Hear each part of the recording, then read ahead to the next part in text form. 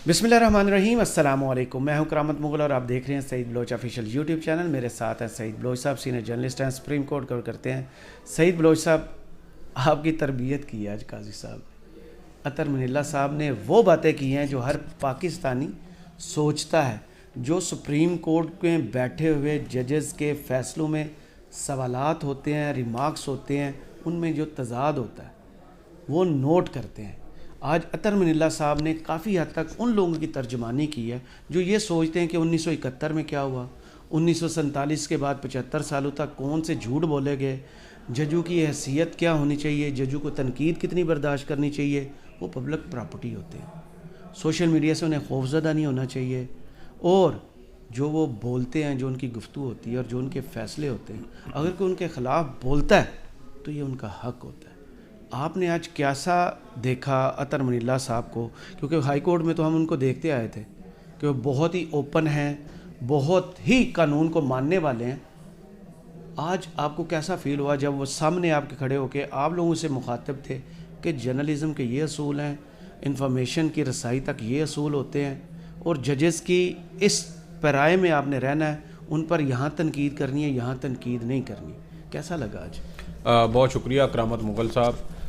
देखें, ये सेमिनार दर हकीकत रखा गया था press association of supreme court की जानिब से। जी। Pakistan bar council, supreme court bar association और सुप्रीम कोर्ट के इश्तराक से सही। चीफ जस्टिस काजी फ़ाइज़ ईसा से ये ख़ुसूसी तौर पर रिक्वेस्ट की गई थी कि वो इस सेमिनार से ख़िताब करें और वो सेमिनार में आए। लेकिन आज की जो ये हमारी बैठक थी, एक सेमिनार था कोर्ट रिपोर्टर्स के हवाले से कि कोर्ट रिपोर्टर्स को अपनी रिपोर्टिंग करते हुए कौन कौन सी चीज़ों का ख्याल रखना चाहिए इस मामले पर। और इस तमाम तर जो हमारी ये एक्टिविटी थी, इसमें सबसे बेहतरीन जो तकरीर है, जो खिताब किया है, वो जस्टिस अतर मिनल्ला साहब ने किया।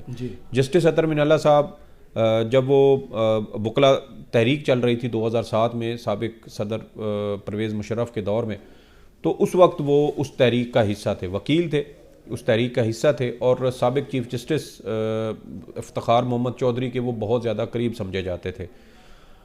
और जब वो इस्लामाबाद हाई कोर्ट के जज बने तो उनका ना एक, हर जज की ना एक वो एक्सपर्टीज़ होती है, या उनकी वो एक स्पेशलिटी होती है कि वो एक मखसूस जो शोबा होता है वो उसमें उनका बहुत ज़्यादा काम होता है।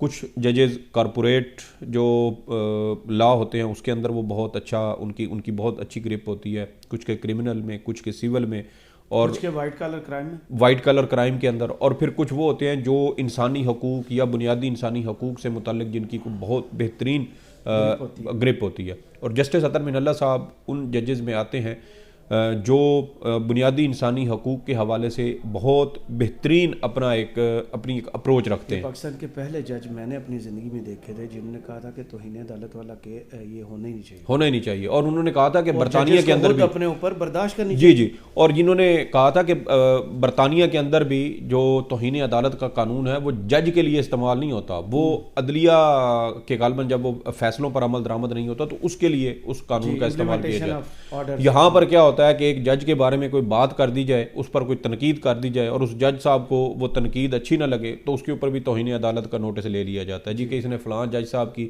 शान में गुस्ताखी क्यों की है। और आज जस्टिस अतर मिनल्ला साहब की जानिब से जो तकरीर की गई है वो भी जजेस पर तनकीद के हवाले से ही, उसका वो पूरा जो महवर है वो इसी नुक्ते के गिर्द घूमती है कि जजेस के ऊपर तनकीद होनी चाहिए, नहीं होनी चाहिए, अगर होनी चाहिए तो फिर जज साहब का उस पर क्या रद्द अमल होना चाहिए। जस्टिस अतर मिनल्ला साहब ने 1947 में जब कायदे आज़म की तकरीर रियासत की जानिब से सेंसर की गई, वहाँ से उन्होंने आगाज़ किया और मौजूदा सूरत हाल तक, सोशल मीडिया के दौर तक, वो तमाम जो सूरत हाल थी उसका उन्होंने अहाता किया।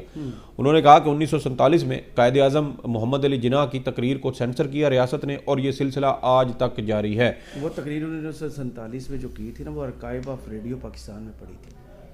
उस तकरीर में से सेकुलर कॉन्सेप्ट जो था ना, जिसमें कहा गया था कि हिंदू, मुस्लिम, सिख, ईसाई سارے اس ملک کے برابر کے شہری ہیں، وہ والے پورشن نکالے گئے تھے. جی جی یہ کیا گیا تھا، سینسر کر دی گئی اور اصل تقریر ریڈیو پاکستان کی آرکائیو سے غائب کر دی. جی جی.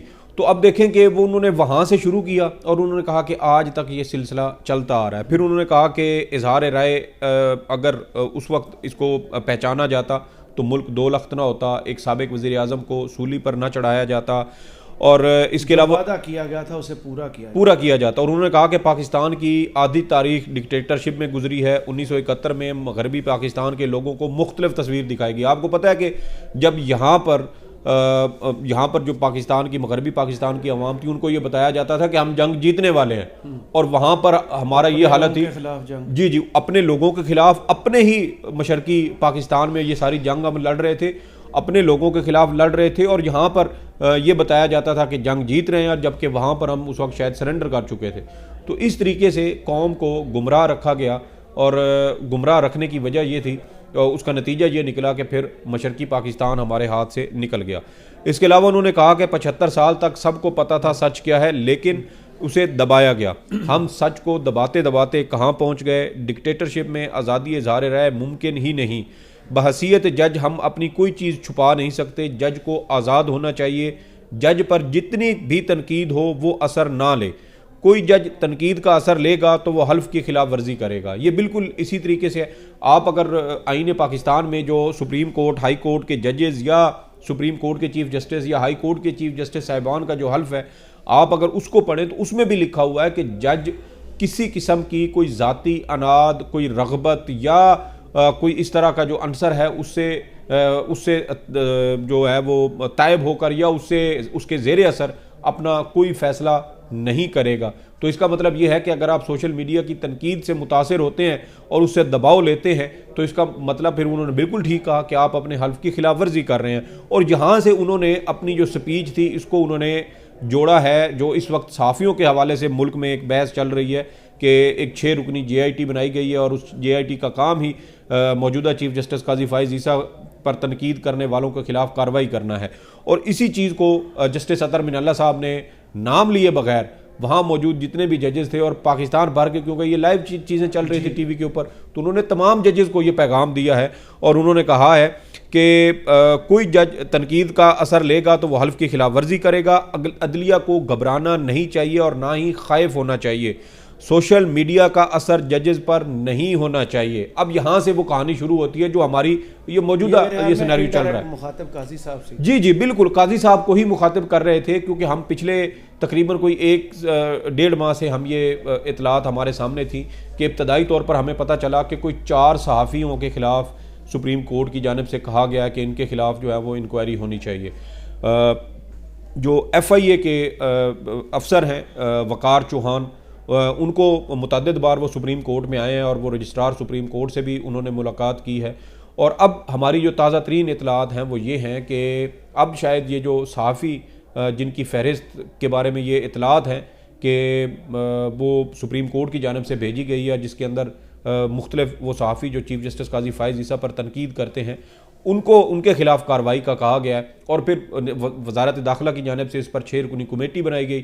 اب وہ 6 رکنی کمیٹی وہ سارا جو ڈیٹا ہے وہ کھنگال رہی ہے. ایف آئی اے خصوصی طور پر ان سارے معاملات کو دیکھ رہی ہے. آن لائن جو بھی چیف جسٹس پر تنقید کی گئی اس حوالے سے سارا ڈیٹا کھنگالا جا رہا ہے. اور یہی چیز اب جسٹس اطہر من اللہ صاحب نے آج اپنے اس خطاب میں کہی ہے، اور انہوں نے کہا ہے کہ ججز کو سوشل میڈیا سے اثر نہیں لینا چاہیے. اور انہوں نے کہا کہ بحیثیت جج ہم پبلک پراپرٹی ہیں. وقت کے ساتھ سچائی خود سامنے آتی ہے. ہمیں اپنے آپ سے سوال پوچھنا چاہیے کہ ہم کہاں جا رہے ہیں. ہم مرضی کے فیصلے، مرضی کی گفتگو سننا چاہتے ہیں. بالکل انہوں نے ٹھیک کہا. اب دیکھیں کہ موجودہ چیف جسٹس قاضی فائز عیسیٰ کے خلاف جب سپریم جوڈیشل کونسل میں ریفرنس چل رہا تھا تو اس وقت چیف جسٹس صاحب کے جو خطوط وہ صدر پاکستان کو لکھتے تھے، سیلڈ انویلپ میں ہوتے تھے، وہ صدر پاکستان تک پہنچنے سے پہلے وہ صحافیوں تک پہنچ جاتے تھے. اس کے اوپر بریکنگ دی جاتی تھی، اور وہ ان خبروں کی بنیاد پر چیف جسٹس قاضی فائز عیسیٰ صاحب نے اپنا جو اس وقت ایک موقف ہوتا تھا یا بیانیہ ہوتا تھا یا اپنی ان کی جو ایک طرح سے ان کی لڑائی کہہ لیں جو صدارتی ریفرنس کے دوران وہ لڑ رہے تھے، وہ انہوں نے انہی صحافیوں اور انہی خطوط کو لیک کرنے کی بنیاد پر لڑی. اور جب وہ خود چیف جسٹس بنے اور ان پر تھوڑی سی تنقید ہوئی تو اس کے اوپر انہوں نے جو ہے وہ ریاستی ادارے اس میں انوالو کر لی ہیں. اور اب 6 رکنی جے آئی ٹی باقاعدہ ان ساری چیزوں کی تحقیقات کر رہی ہے. تو جسٹس اطہر بن اللہ صاحب نے در حقیقت سپریم کورٹ کے چیف جسٹس قاضی فائز عیسیٰ کو اور جو دیگر جج صاحبان ہیں ان کو یہ کہا ہے کہ آپ سوشل میڈیا کا اثر نہ لیں, آپ اس چیز کو محسوس ہی نہ کریں کہ آپ کے بارے میں کوئی کیا رائے رکھتا ہے. ججز کو اپنے جو فیصلے ہیں وہ کسی بھی قسم کے اثر سے بالا تر ہو کر یہ فیصلے مرضی کی گفتگو, اس سے اختلاف نہیں ہونا چاہیے. دیکھیں مرضی کے فیصلے مرضی کی گفتگو, دیکھیں مرضی کی گفتگو تو پھر وہی ہو گئی نا کہ بھائی آپ ایک مخصوص موقف کو وہ پروموٹ کرتے رہیں, آپ ایک خاص چیز کو لے کے چلتے رہیں. سر دیکھیں نا اس کا جی اس کا مطلب یہ ہے کہ آپ کے سامنے جو وکیل پیش ہوا ہے نا, آپ اس کو سنیں, آپ اپنی مرضی کی گفتگو نہ کریں.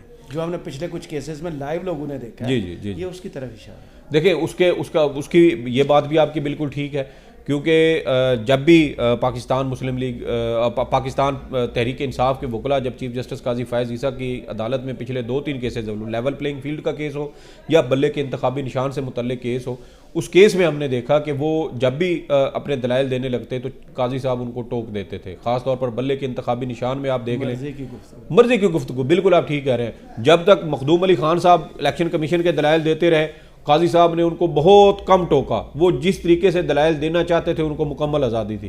اور جیسے ہی علی ظفر صاحب آئے ہیں یا حامد خان صاحب آئے ہیں, ان کے اوپر سوالوں کی ایسی بوچھاڑ ہوئی کہ وہ کیس جو شاید 2 سے 3 گھنٹے کے اندر مکمل ہو جانا چاہیے تھا, وہ کیس چلا اور اس کی سماعت تقریباً 9:15 ساڑھے 9 گھنٹے تک چلتی رہی. تو یہ وہ چیزیں تھیں جو ہم نے اس عدالت میں دیکھی. لیکن اب معاملہ یہ ہے کہ اب ساری چیزیں چلی گئی ہیں 6 رکنی کمیٹی کے پاس. ایف آئی اے اس کے اوپر وہ چیزیں دیکھ رہی ہے. دیکھیں کہ آئی ایس آئی کے نمائندے ہیں, آئی بی کے نمائندے ہیں, ایف آئی اے کے ہیں, پولیس کے ہیں, اور یہ تمام پی ٹی اے کا نمائندہ اس میں شامل ہوگا. تو یہ وہ بڑی ایک خطرناک قسم کی صورتحال بنتی ہوئی نظر آ رہی ہے. اور چیف جسٹس قاضی فائز عیسیٰ صاحب جو اپنے دور میں میڈیا کی آزادی کی بات کرتے تھے, اب اپنے دور جب وہ چیف جسٹس بنے ہیں تو اب ان کے دور میں اگر صحافیوں کے خلاف کریک ڈاؤن ہوتا ہے اور ان کی گرفتاریاں ہوتی ہیں تو یہ انتہائی. اور ایک اور چھوٹی سی خبر جو میں اسی کے ساتھ وہ دینا چاہتا ہوں, ویڈیو میں کر لیتے آپ نہیں میں اسی کے ساتھ وہ کیونکہ وہ سپریم کورٹ سے ہی متعلقہ ہے.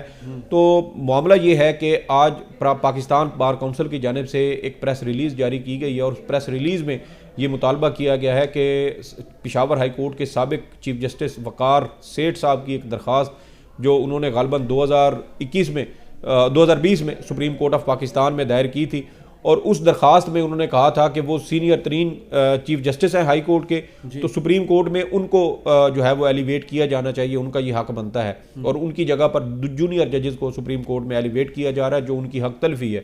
یہ درخواست انہوں نے سپریم کورٹ میں دائر کی, لیکن اس وقت یہ درخواست سماعت کے لیے مقرر نہ ہو سکی. اور اب آپ دیکھیں کہ سپریم کورٹ میں جب سابق چیف جسٹس عمر عطا بندیال صاحب کے جو ہم خیال ججز ہیں ان کے خلاف جب یہ کاروائیاں ہو رہی ہیں, جسٹس مظاہر نقوی صاحب استعفیٰ دے چکے ہیں, جسٹس اعجاز الاحسن جنہوں نے 27 اکتوبر 2024 کو چیف جسٹس پاکستان بننا تھا وہ اسی وجہ سے استعفیٰ دے چکے ہیں, اور اب ان کے جو دیگر ساتھی پیچھے بچ گئے ہیں جس میں جسٹس منیب اختر ہیں, جسٹس عائشہ ملک ہیں, جسٹس شاہد وحید ہیں, اب ان کو بھی ٹارگٹ کیا جانے کا امکان ہے, کیونکہ پاکستان بار کونسل نے آج یہ مطالبہ کیا ہے کہ سابق چیف جسٹس مرحوم وقار سیٹھ صاحب کی درخواست کو سماعت کے لیے مقرر کیا جائے.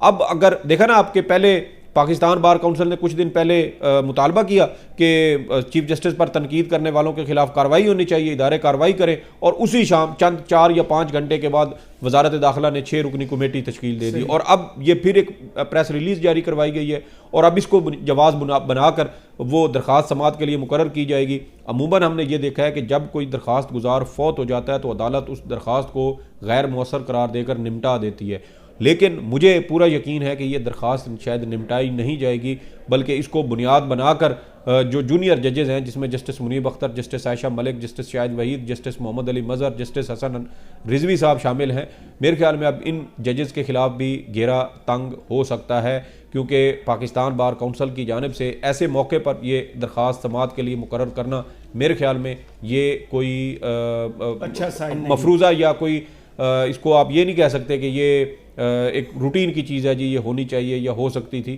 یہ مخصوص حالات ہیں, مخصوص حالات میں مخصوص مقدمات اگر سماعت کے لیے مقرر ہوں گے تو پھر اس کی وجہ سے بہت سارے سوالات بھی جنم لیں گے. بہت شکریہ سعید بلوچ صاحب آپ کے تجزیے کا. کمنٹس باکس میں ضرور بتائیے گا یہ ویڈیو آپ کو کیسی لگی. اجازت دیجیے, اللہ حافظ.